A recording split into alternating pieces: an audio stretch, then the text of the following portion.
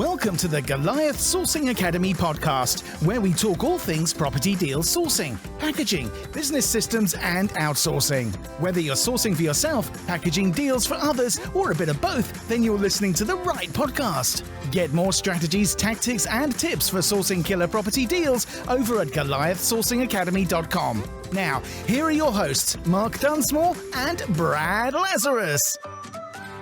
Hey there everyone, and welcome to this session 49 of the Goliath Sourcing Academy podcast. I am Mark Dunsmore, and unfortunately today I do not have my right-hand man Brad Lazarus with me. He's actually in the thick of putting together a brand new training which is for our rent-to-rent and interested parties who are listening to this. Watch out for the link to join that in the very near future. But what it does do is segues nicely into today's subject matter, which is the rent-to-rent strategy. So we'll keep going in the normal format. Obviously, you won't have the banter between Brad and I. You'll have to put up with my voice probably for the next half an hour or so, but hopefully you're going to find it engaging, hopefully you're going to find it useful, and hopefully if you're interested in the rent-to-rent strategy, it's going to give you some real actionable content, some real golden nuggets for you to start implementing straight away.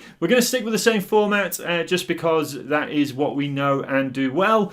We're going to start with a Facebook question. So this week the Facebook question is actually from our Facebook group, funnily enough, and it is from Nigel. And the question is, I have a quick question on contracts with landlords and agents when the deals start happening. Is it okay to use management agreements or in both instances? I was reading somewhere else that they recommended a lease agreement if working direct with owner and a management agreement if working with an agent. So we're going to be covering that question in a bit more detail. I'm going to be talking about the two contracts that you can use with rent to rent, the ones that you're more likely to use than the other, and a little bit about when you might use the other one on top of using the main one. What we're also going to cover today in Sourcing with Mark is actually 3 top tips for negotiating with landlords on rent-to-rent contracts. So we're going to be talking about the 3 top ways for you to ensure that you close more rent-to-rent deals, have better conversations, and come out the other end with a better, stronger relationship with those landlords that you enter into deals with. So, let's go on with the show. Now it's time for the Goliath Facebook group Q&A session. Got any burning property sourcing related questions? Tap into the minds of hundreds of property pros just like you inside our free Facebook group. Head over to www.goliathfbgroup.com. Okay, so this week's Facebook question from Nigel is, I have a quick question on contracts with landlords and agents when the deals start happening. Is it okay to use management agreements in both instances? Reading somewhere else that they recommended a lease agreement if working direct with owner and a management agreement if working with the agent. So what's interesting here, I'll address one point straight away, Nigel, which is actually the agreement for a rent-to-rent contract. A rent-to-rent agreement is always between you, the rent-to-renter, and the property owner. You should never be making a rent-to-rent agreement with an agent. The agent has got no responsibility over that property at all. The agreement should be directly between you and the landlords. The big reason why you just do not want a third party being involved with the ongoing situation of a rent-to-rent agreement. You might have an agreement with the agent with regards to the management of that property, but the rent-to-rent contract itself should absolutely always be between you and the property owner, property owners. So that's one point to get very clear straight away to avoid any issues moving forwards. Now, with regards to what type of contract are you going to use? Well, the main contract that you are going to use in most situations is the management contract. The management contract effectively is a property management contract between you and the property owner. One of the services which you offer is that guaranteed rent payment per month, but it also outlines all the various different terms and conditions of you managing that property on behalf of the landlord with the very specific services that you offer as part of your rent-to-rent offering. Now, leases, commercial leases, tend to only be used when the property is unencumbered. The reason being it is something that most residential mortgages will not permit leases on properties that are mortgaged. They expect the properties to be let under tenancy agreements, which is why we manage the property on a management contract, and then we let the property on ASTs, assured short hold tenancy agreements, which means that the mortgage company is happy, the property owner is happy, and we are happy that everything is being done above board. Commercial leases, of course, when the property is unencumbered, well, actually now it's all about protecting both parties as much as possible with regards to the legalities. So a commercial lease is actually a much stronger lease for you to put together with that property owner. It's something that you're likely to be getting drawn up by commercial solicitors. It's going to have a lot more detail with regards to exactly how you're taking control of that property, how you're going to use that property, your responsibilities of that property. But then the important thing here is that actually with regards to the tenants that you put in and all that sort of stuff, actually it doesn't necessarily matter as much. Whereas with the residential property, you need to put residential tenants in, they have to be in the short tenancies and the like. So in terms of answering the question succinctly, the majority of contracts you're going to use are management contracts. The only time you would really start thinking about a commercial lease is on commercial properties specifically, or of course on unencumbered properties where you will get that contract drawn up by solicitors between yourself and the property owner. So hopefully that helps you, Nigel, for moving forwards on your rent-to-rent journey. Now, like I said, we're going to move on to sourcing with Mark. Quite weird having this session without Brad. So normally Brad would tee up sourcing with Mark. Well, just to tell you a bit about it, 3 top tips for negotiating with landlords. One of the biggest things we find is that people get nervous about approaching landlords with regards to rent-to-rent deals. Well, hopefully these 3 top tips are going to help you with every negotiation that you go into. The more you do, the better you will get. But here are some tips to get you started.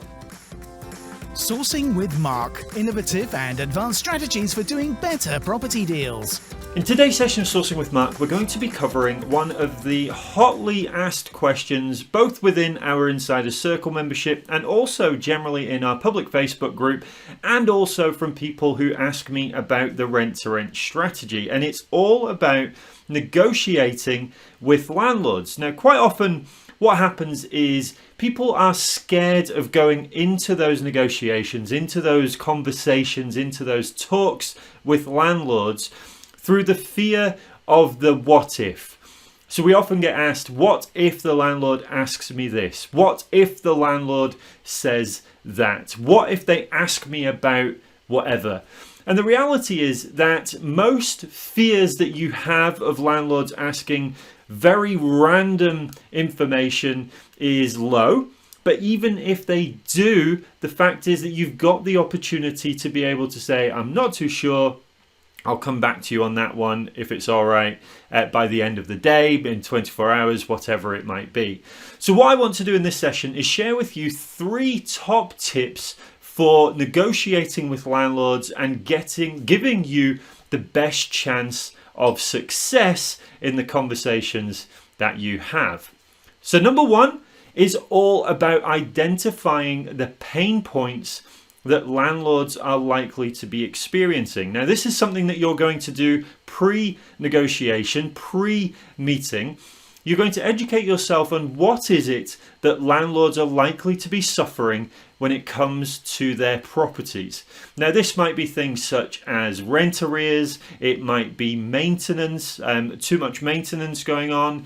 It might simply just be the headache that they're receiving from tenants constantly on the phone.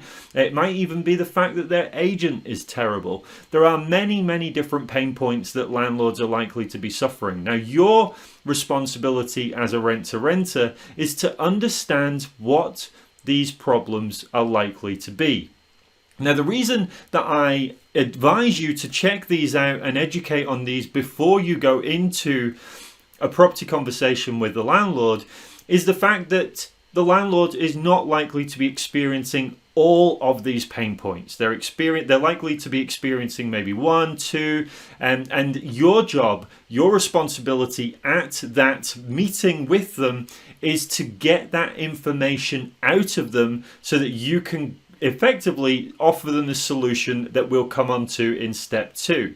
But just staying on step 1 a little bit, we're talking now about the meeting. So when you go into that meeting, after educating yourself on all the various landlord problems that they're going to have, you're going to be speaking with them and asking them very open questions. When you're walking around the property, you don't need to be scripted, you don't need to be hard selling, you don't need to be interrogating them for information, because more often than not, landlords that are experiencing problems are very likely to let you know what those problems are. Ultimately, because they like to have a good moan about what the problem is, and the fact that you're having this conversation already means that you're likely to have sparked their interest through some form of lead generation activity. So your responsibility now is to really drill down into exactly what the pain points are. What is the most acute pain point that they are suffering? And like I say, it's open questions. Get them to converse with you. Get them to talk with you as you walk around the property doing that property viewing.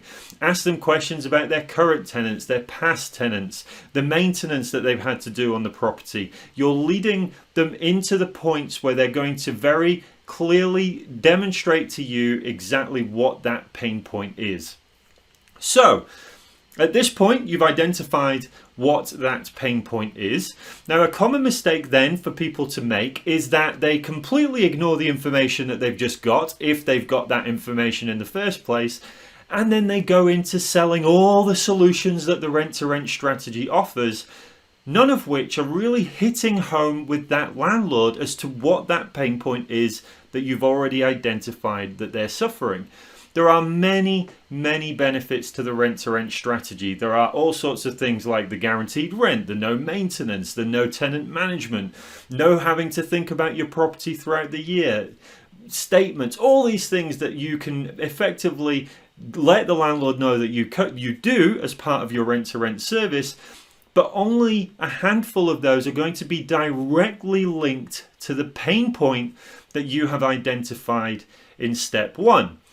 So step 2 really is, by identifying what step 1's pain point is, you need to absolutely focus on the solution that that solves the property problem, the most acute property problem that landlord is experiencing. So for example, if you identified that the current tenants are in quite substantial arrears and the landlord hasn't received rent for 3 or 4 months, well, now what you've got is the opportunity to absolutely drill home the benefits against arrears. Things like guaranteed rent per month. It's coming from you, not from the tenants. You handle all the tenants. So if the tenants are in arrears, it doesn't matter. You still pay that landlord their amount per month. You don't need to chase tenants for rent. You don't need to deal with tenants being difficult. All of those things are going to really hit home with that landlord who's experiencing the pain point of rent arrears. Of course, you can do this with all the various different maintenance problems and all of those things. You can sell the solutions very specific to those problems, and that is absolutely going to help you close more deals with more landlords if you speak directly to the problems that they are experiencing. So those are the first 2 steps of negotiating better deals with landlords. Now, the third step is when it comes to really explaining the process around how it is that you work. Again, another very big mistake, a common mistake that people make, is that they go in and start talking rent to rent, they start talking jargon, they start talking about the strategy of rent to rent and all the wording around that itself. And actually, most landlords do not have a clue what rent to rent is.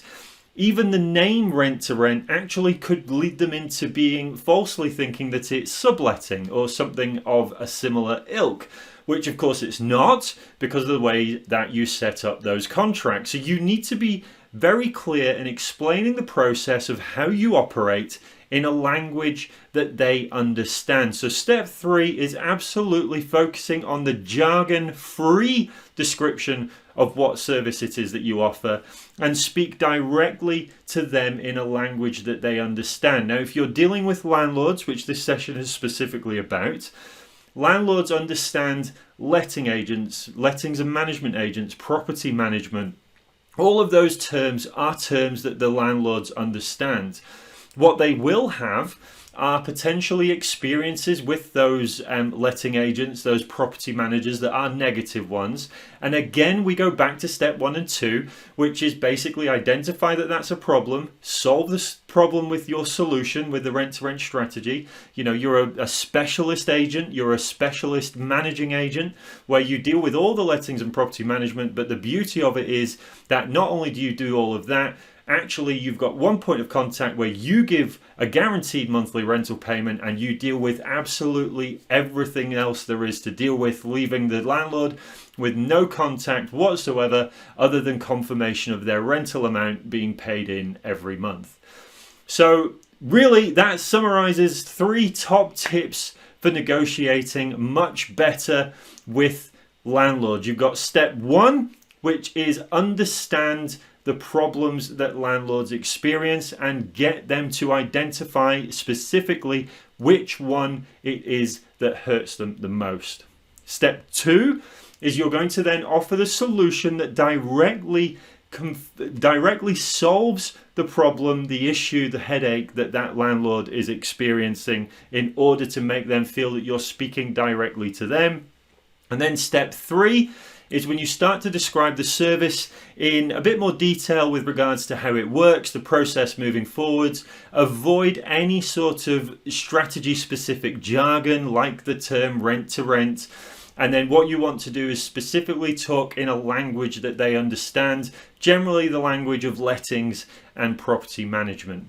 Now, if you remember those 3 things going into every single negotiation, you will absolutely nail it. The more you do it, the better you will get, the more experience you will get of identifying landlord problems, landlord challenges, and that's going to put you in a much stronger position moving forwards with your deal negotiation. And remember that it is all right to make mistakes. It is all right to not know everything. You are going to have experiences where the landlord doesn't necessarily fit nicely into the boxes that you were hopefully prepared for.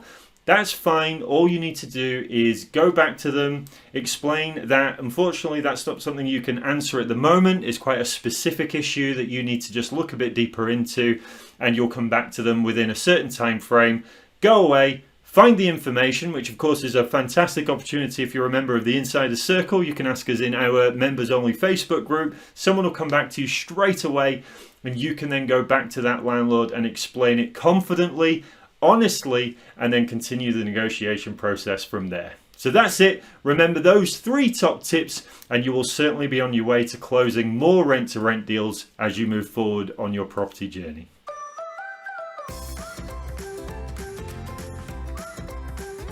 Welcome back. Hopefully you found that useful. Now, normally Brad would ask me a question, but today there is no question. So I can move swiftly into telling you about the content upgrade for this week.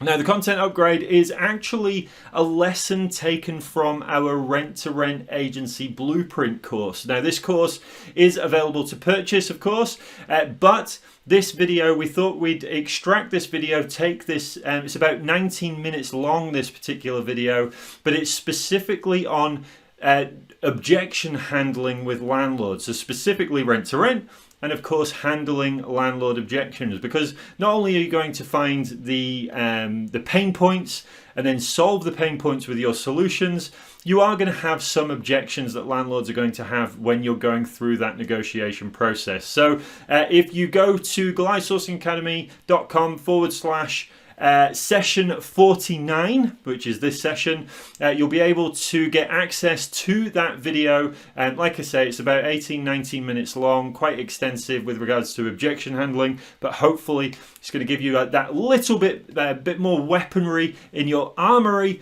for going into those landlord negotiations. So yeah, that's it for this session. Hopefully you've enjoyed it. Hopefully you're not sick of my voice. You're not missing Brad too much. I'm sure Brad will be back for our newest session of the podcast. In the meantime, you may well be getting notified of other podcasts that we're doing. A little bit of a mini series, again, a little bit more from me, unfortunately, if you don't like listening to my voice. If you do like listening to my voice, then it's great news for you, which is little power-up sessions. We're calling them the Goliath Sourcing Academy Power-Up podcast, the Power-Up.